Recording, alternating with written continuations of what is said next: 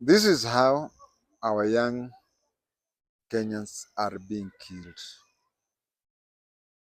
Our young Kenyans are being killed, and we have to share that information. Getting a job is a problem, getting a business is even harder.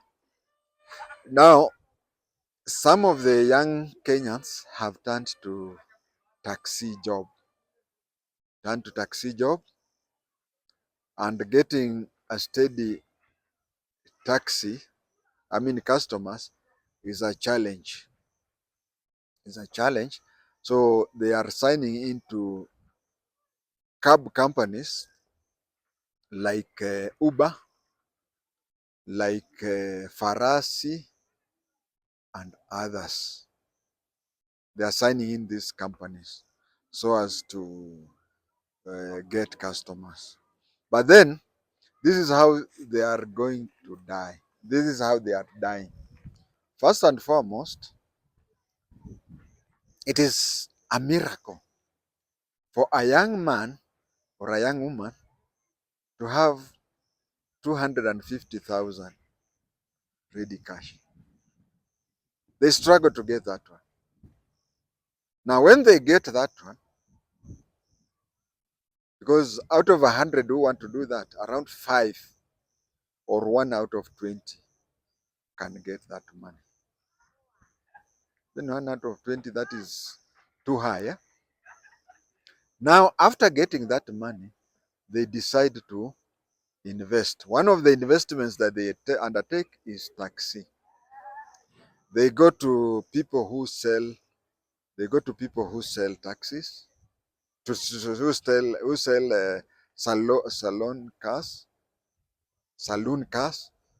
and when they go to those people, they place that 250 as deposit for the vehicle. So he or she is supposed to raise a certain amount per month. That is, place it at the back of your mind. They have to raise a certain money per month. Otherwise, the vehicle will be taken away. Now, the easiest business to do is a cab company. Now, we have these new companies that have come, like Uber, Farasi, or others, and whatever. They are unique. They are unique. What do? They don't own even a single vehicle. They don't own a single vehicle. What they have is that they have the technology and such things, which, and then they have the command center, which a young Kenyan signs to them. They are called cab hailing companies. You sign up with them, with your vehicle, and when you sign up with your vehicle, this is what happens, is that they place something on your vehicle. Is it your vehicle or your phone? I'm not very sure. Such that they don't even control you. Anytime you want to do taxi business, you switch that thing on. And you can work even 36 hours, nobody will control you.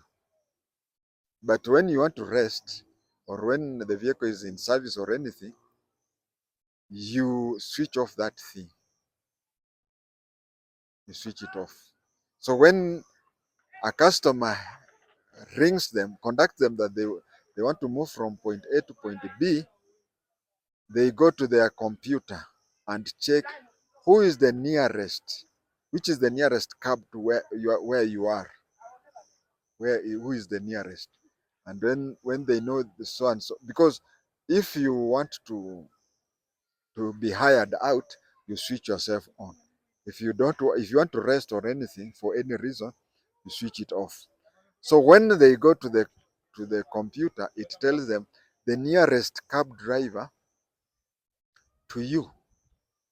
So you tell them, I want to move from point A to point B. They will tell you how much it is.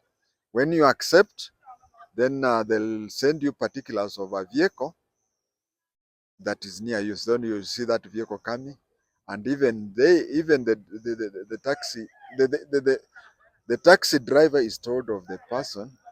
You are told to go to this road, you'll find somebody there. And again, you are given the number of the vehicle that is to pick you, and take you to wherever you are going. Now, while going, because you have already told them, I want to be taken to Afya Center. So as you are approaching Afya Center, they'll send you a message. They tell you that for that amount from wherever you are up to Afya Center, you are supposed to pay this pay bill, this amount of money through M-Pesa. And at the end of the message, you are told, if you don't send that, money, it will be deducted from this taxi driver. Now you have been taken from point A you have been taken to Afya Center and you're supposed to pay 2,000 shillings. Let's say if you if you are a mukora, if you are maybe 3 or 4 people in that vehicle, or if you are just a mukora, the vehicle stops, or even before you reach, you may pass through a place where there is traffic jam and you are nearing Afya Center. So you just bolt. Remember that money will be deducted from future uh, money for that. So the taxi driver is not protected anyway, anyhow. If the if the person who is, it's just like in the petrol station. Have you noticed that we have cases where people go to a petrol station, you have your tank full and then you take off without paying. The petrol attendant, that money will be deducted from his or her pay.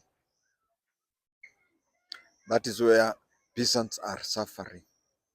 Now you may be reaching near your destination and there is a traffic jam, you bolt, you just leave the vehicle quickly. It means that whatever you are supposed to pay will be deducted from this person. Now, upon arrival where you are going, you should show the driver the M-Pesa message showing that you have paid. You don't pay him or her, you pay the cab hailing company. You pay them. After paying them, after paying the cab hailing company, what happens is that the cab hailing company shares. I don't know the proportion that they share, but just for the simple work of coordinating between customers and taxi drivers, the percentage they get is high. So what goes on, and that is why I'm talking of how our young people are dying. What goes on is that when you stay in a certain area and you frequent hailing that cab company between, I mean, from where you stay to wherever you want to go, you enter the taxi driver and you enter into an agreement that henceforth, instead of calling the cab hailing company, this is my number. So you call him or her and say, I want to go to point A or B. I want to go to point A or B. Then he or she switches off the machine. So from the cab hailing company, they assume that he or she has gone to sleep, or retired or anything, or just want to relax, or even is at the whatever. So that is what they have been doing. And the cab company will not assist you in fueling your vehicle. The cab company will not assist you when you take your vehicle to the service or whatever. But just that coordinating for you and your customer, the cab takes a lot of money. Take a lot of money, and that one is even hurts the taxi drivers. And remember, I told you that it is almost impossible to get 250,000. After getting the 250,000, you are given a vehicle. So this vehicle, you are supposed to regularly be paying for it. You are supposed to be regularly servicing it. the cab company will not assist you. If your vehicle reaches the service time and you don't have money, you'll just park it aside. There is somebody else near you who has a cab who will be now going such and such a thing. So when you find the cab drivers now, after after ascertaining that you stay near where he or she stays, you enter into an agreement whereby instead of paying 2,000 to Afya Center, you'll now be paying, let's say, 1,200. And you see, with the 1,200, you have less money you have less money by 800, and maybe the taxi driver has twice. Maybe the other one even gets 1,000. Now you're paying 1,200, so he gets 200 on top. That is the second step, that people now enter into an alliance with people. And these people, one out of 1,000 is a crook. So that is where they now end up. In cases where you find that they have called you through directly.